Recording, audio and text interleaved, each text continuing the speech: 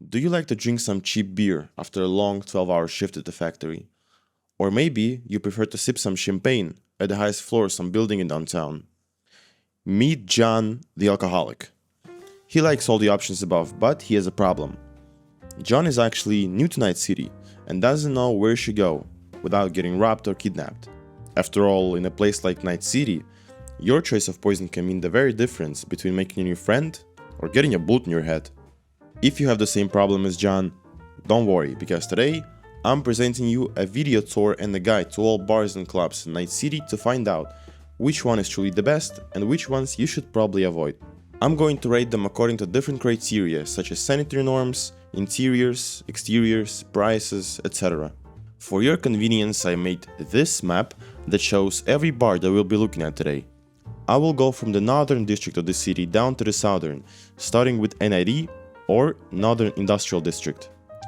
Torrentans is a club located at the third floor of an abandoned hotel on Pershing Street in one of the worst sub-districts of Night City, Northside. From the second that you get out of the elevator, hell, even before you get into the elevator, you can guess that this is not the friendliest place.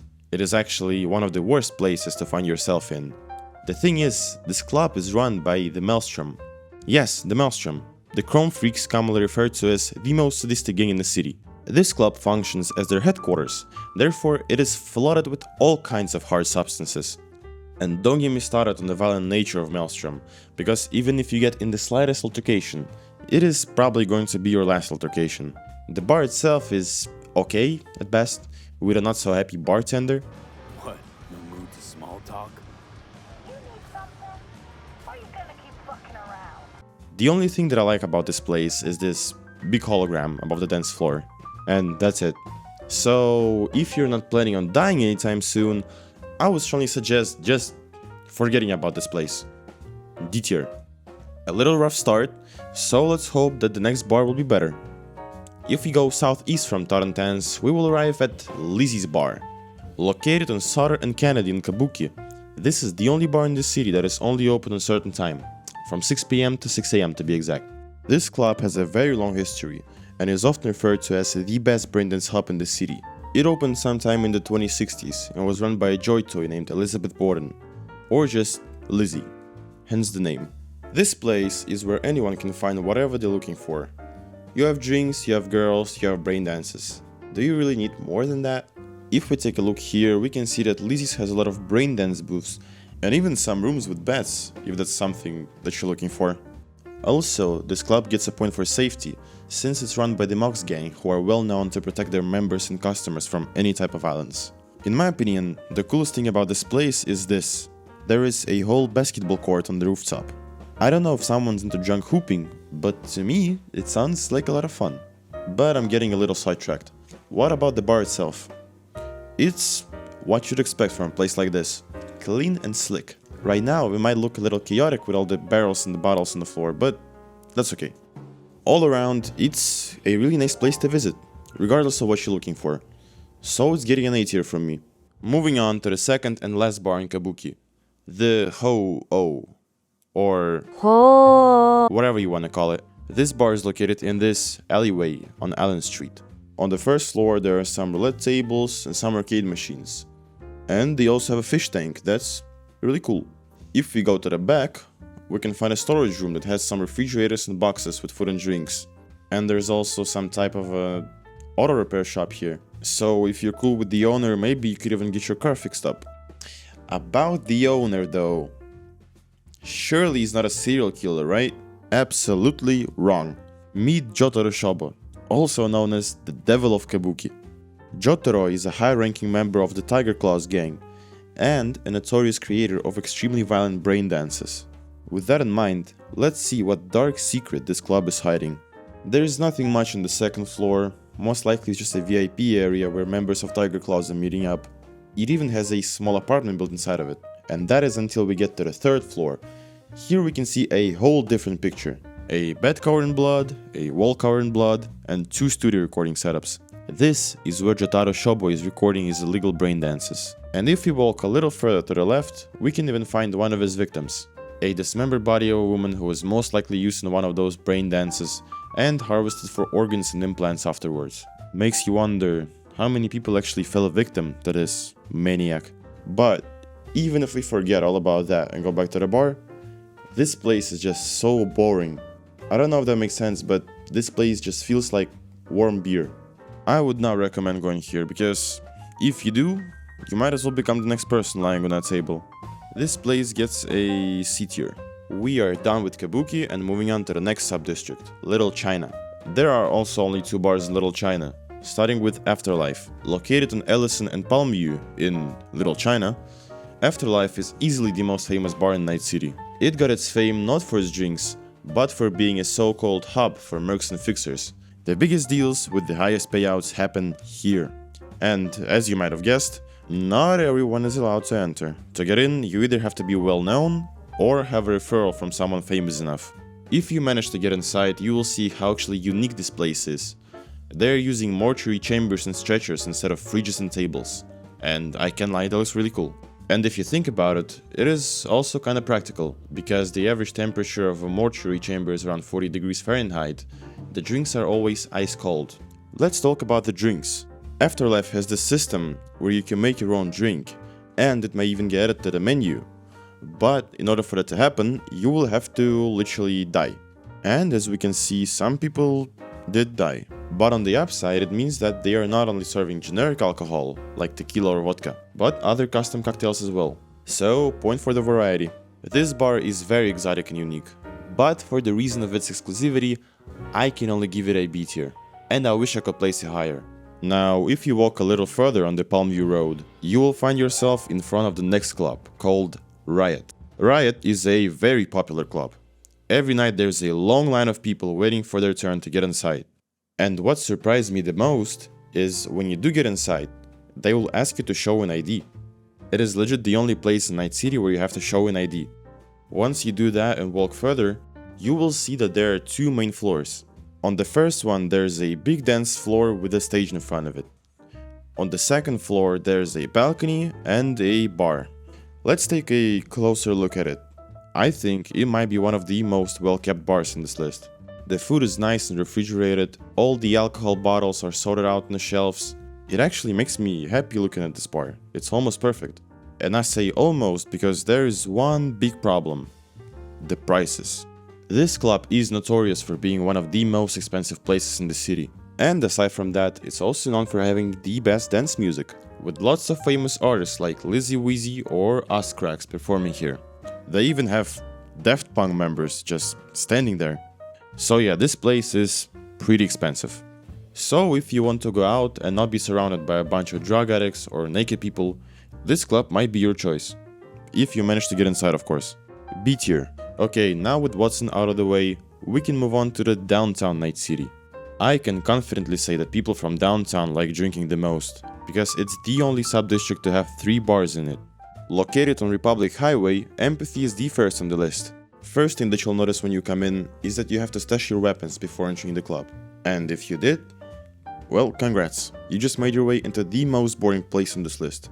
This club is trying its hardest to have this expensive and almost corpo-like aesthetic. It may look luxurious, but there is no soul in this place. And guess what? 90% of its visitors are corpos.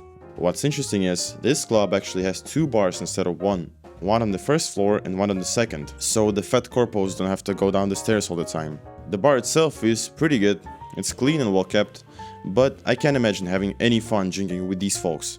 Empathy is just a boring place for boring people. Nothing else to say about it, C tier. Not far away from here is our second bar, Malta Iguana Liquors, a small establishment located on Union and MLK. From the moment you walk into this bar, it hits you with its industrial punk aesthetic. Dirty floors and walls with graffiti all over them, metal blasting from the speakers, they have it all.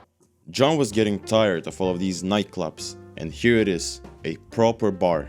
If you're a fan of live music, there is a small stage, and if you're not, there are some arcade and vending machines for you to spend money on, or you can just hang out at the bar. Speaking of which, if we take a look at it and the kitchen area behind it, everything is pretty well kept and arranged. The food is nice and refrigerated, and all the bottles sorted out on the shelves. Interesting fact about this place, you might actually know its owner. This guy, Dino Dinovic, famous fixer and musician. Aside from being a little dirty on the inside, this place is pretty nice. And if you're a fan of metal, this is your choice. A tier. And last but not least, we have 7th Hell. 7th Hell is a big nightclub located on Corporation Street. After paying a $500 entry fee and walking down these evil-looking stairs, we find ourselves in this small lobby area of the club. On both left and right sides, there are some lounges for those who may want to take a break from the loud music on the dance floor. The dance floor itself features some more lounges and the only clean part of this whole place, the bar. Everything is organized perfectly and it might be the best looking bar so far. But I have a problem with this place. For some reason, this club does a perfect job of looking kinda expensive and being really bummy at the same time. The whole place just feels dirty. There's also a second floor with even more lounges. I don't really know what to do in this place, other than maybe overdosing on one of those many couches. And don't get me wrong, if you're a fan of this type of music, maybe you'll like it here. But for me, it's the very bottom of B tier. Now we are moving to the heart of the city, Corpo Plaza. For being such a popular place, Corpo Plaza surprisingly has only one functional bar, Hometown Deli, also known as Cambridge Winery. First thing that came to my mind when I saw this bar is the name of this place doesn't really make any sense, because deli doesn't usually mean a super expensive winery. But maybe it's just me, I don't know. From the very entrance, you're once again hit with this stupid soulless corpo design. And the place looks clean, but once again completely lacks any character. Hometown Deli is a perfect fit for Corpo Plaza. They both do a great job at making sure that you feel like you're not welcomed here. But yep, nothing else to say, D tier. Next up on our list is Westbrook and its first sub-district, Japantown. Located on Willow Street, Dark Matter is the only fully functional bar in Japantown. This nightclub is reserved for the wealthiest elites of Night City. Many celebrities visit it to meet up with premium Joy Toys, or maybe host their shows or meetup parties. The place is exactly what you'd expect from the most expensive club in the city, posh and unreachable. And I could stop right here because it's not like you're getting in anyway. But let's at least take a look at what Dark Matter has to offer. In the middle of the club is a big stage that seamlessly flows into the bar. And the bar is just a bar but expensive. There's also a balcony to watch over those poor bums on the streets of Night City. And if the balcony is not enough for you, you can take the elevator up to this big open roof terrace. It is kind of obvious that getting shit-faced drunk isn't the main attraction in this place. And all of that doesn't really matter because you're not getting inside anyway. So for these reasons, I can only give this place a D tier. Our next destination is Yagami Market, which is located on Wen Street and Lily Park, Charter Hill. This bar is a lot like Hometown Deli. Everything here is fake. Even the people are fake. They are doing their best trying to look like high-ranking corpos from Corpo Plaza, but in reality they are just a middle class. And for some reason the bartender hates people from Watson. So if you happen to be from Watson, he is going to always be pissed with your presence.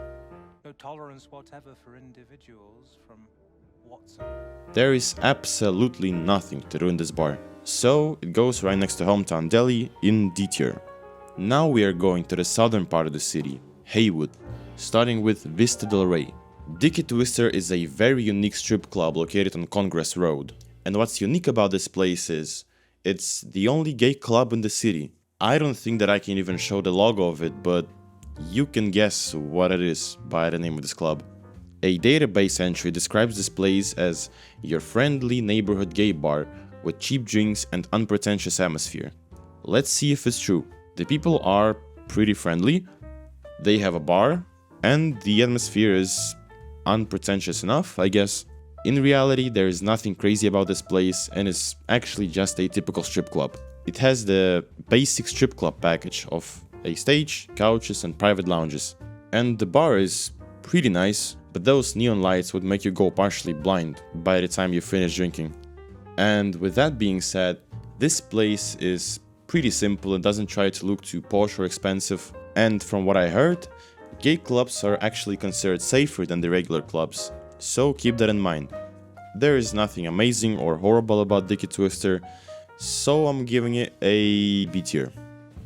Not far from here is our next destination. J Bar is a small street bar located on Vine Street. It is as basic as it gets. Some seats, some tables, and alcohol. A perfect place to quickly grab some booze if you're in a rush. There are actually multiple J bars in Night City, but they are pretty much the same, so I'm not gonna go over each one of them. Same as the previous bar, this place doesn't have anything outstanding. It's literally just a bar. One thing that some people might not like is that it's right on the side of the road, but it's pretty okay. So low B tier. If we go all the way down to the Glen, we will find the two remaining bars, starting with El Coyote Cojo. You can find this bar at Los Lobos Street in the southern part of the Glen. People commonly say that Southside Glen is the worst and the most ghetto part of Haywood. And they are not entirely wrong. If we take a quick look at the Glen mega building nearby, we can see that it is closed off because someone got killed right on the entrance. But back to the topic, the bar. On the first floor there's the bar itself, a pool table, which is really cool, and some arcade machines. If we walk to the back, there's this. I guess this is supposed to be their storage room. On the second floor there are just tables with couches, so I'm going to focus on the first floor. Let's take a look at the bar. Visually there is nothing crazy, but what surprised me is how actually organized it is. Everything is clean and stored perfectly, and the cherry on top, all the bottles are sorted by brand. I absolutely love it, a big point for that. A database entry also says that this place, quote unquote, has good food and drinks, and I can imagine that the prices here are not the highest as well. So, all around, it seems like a great place to get yourself a drink. I don't want to sound biased, but there's just nothing bad to say about this place. So it's getting an A tier. If we continue moving just a little further on Los Lobos Street and go into this opening, we'll find El Pinche Pollo. El Pinche Pollo is like a crackhead uncle of El Coyote that does everything worse than its sibling. This place has a noticeably heavier Valentino's presence and almost feels like what if bar was a ghetto, starting with crackheads outside the bar and finishing with a whole second floor dedicated solely to gang members. And if you try going there, well, you shouldn't. Let's go back to the first floor. Here we have a guy describing this bar as clogged toilets and shit beer. Clogged toilets. Shit, man. Remind me why I let you drive me to this place? And this guy, I don't like the way he's looking at me. But aside from all the hate, this bar has a very unique feature. They have waitresses. From what I remember, this is the only place that has any, which is really cool.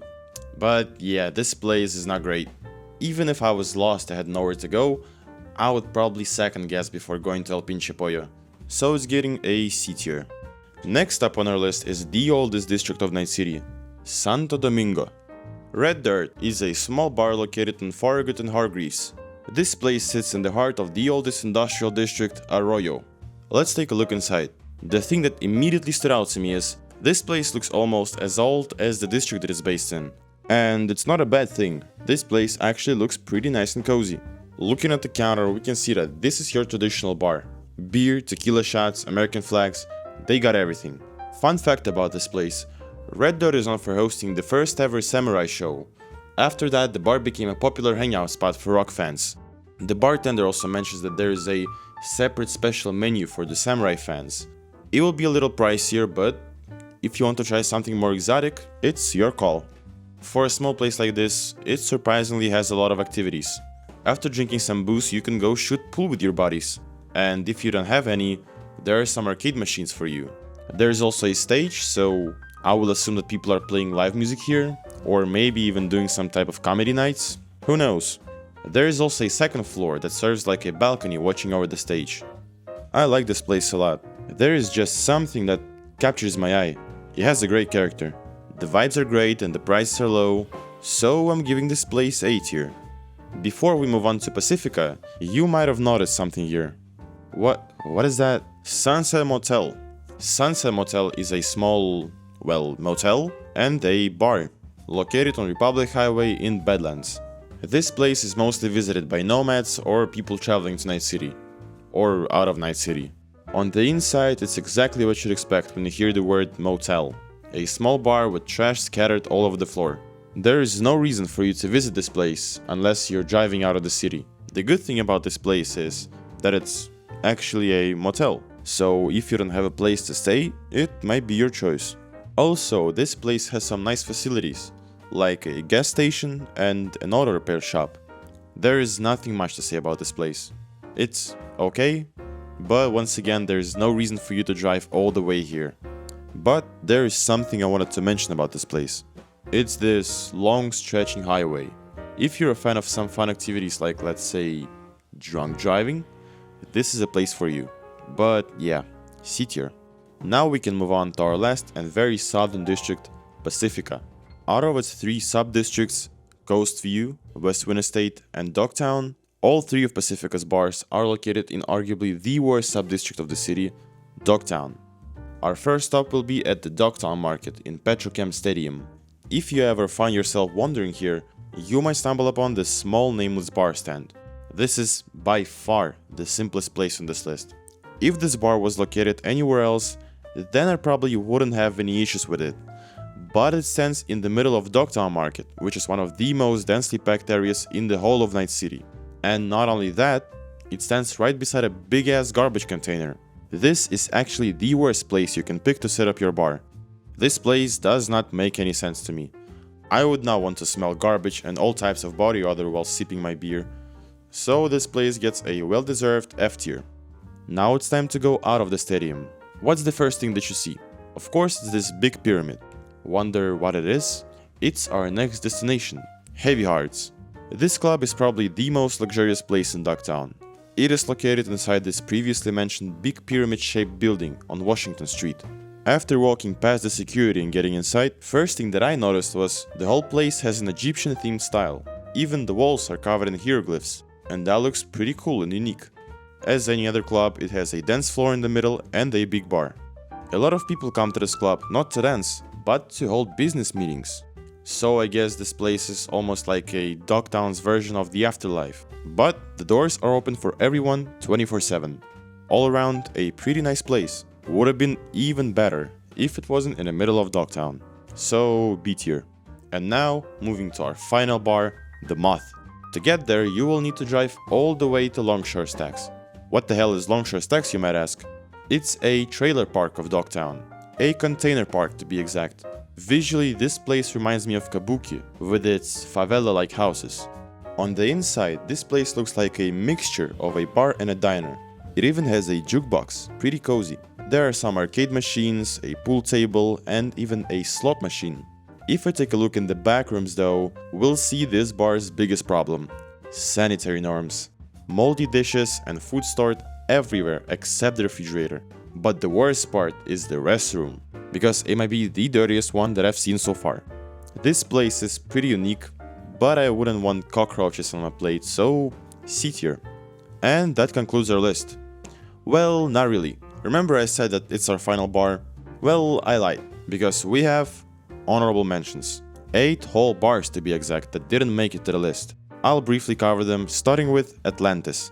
Atlantis was a popular nightclub and a merc hub located in Japantown that was closed somewhere in 2060s.